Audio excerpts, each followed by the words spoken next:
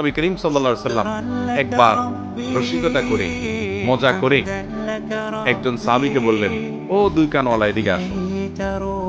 ডাক দিয়েছেন কি বলে? দুই কানওয়ালা। তো দুই কান কার নাই? এটা বলে তিনি মজা করলেন। সবাই একটু আনন্দ পেলেন।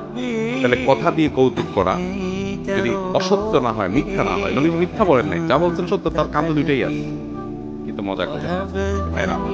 অতএব এরকম আনন্দ বিনোদন করা কি আছে? তিনি একবার কোন এক সফরে আম্মাজান আয়েশা রাদিয়াল্লাহু তাআলা আনহা এবং অন্য সাহাবীরা সবাই ছিলেন, সবাইকে বললেন সবাই দৌড়াদৌড়ি প্রতিযোগিতা করো, কম্পিটিশন করা, দৌড়াদৌড়ি। এটা এক ধরনের খেলা, দৌড়াদৌড়ি করা, কে আগে যেতে পারে টার্গেট ঠিক করে দাও, বেশি। এবং আয়েশা রাদিয়াল্লাহু তাআলাকে বললেন, আসো তুমি আমার সাথে কম্পিটিশন করো।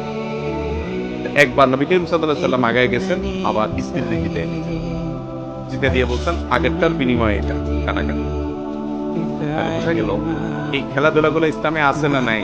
নবী করিম সাল্লাল্লাহু আলাইহি সাল্লাম কৌতুক করতেন, রসিকতা করতেন, কিন্তু রসিকতা করে মিথ্যা কথা বলতেন না। এখন তো যুবকরা কয়েকজন একসাথে হইলে রসিকতা মানেই হলো সব দুই নম্বর কথা, খারাপ কথা, নোংরা কথা, বাজে কথা।